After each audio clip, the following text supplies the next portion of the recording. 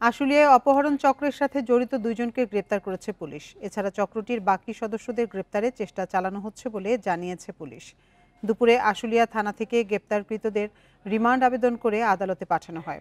এর আগে গতকাল জামগড়া এলাকা থেকে তাদের গ্রেপ্তার করা হয়। পুলিশ জানায়, সামাজিক যোগাযোগ মাধ্যমে ডেটিং সাইট অ্যাপসের মাধ্যমে পলাশ হোসেনের সাথে সুমাইয়া জান্নাত সুমির পরিচয় হয়। পরিচয় সূত্র ধরে গত ২০ জুন আশুলিয়ার জামগড়ায় দেখা করতে আসেন তারা। এ সময় পলাশের কাছে ২.৫ লাখ টাকা মুক্তিপণ দাবি করে সুমাইয়া ও চক্রের সদস্যরা। পরে নগদ ১২,০০০ টাকা, একটি আইফোন, মোটরসাইকেল সহ ব্যাংকের কার্ড লুট করে নিয়ে অজ্ঞাত স্থানে তাকে ফেলে পালিয়ে যায় তারা।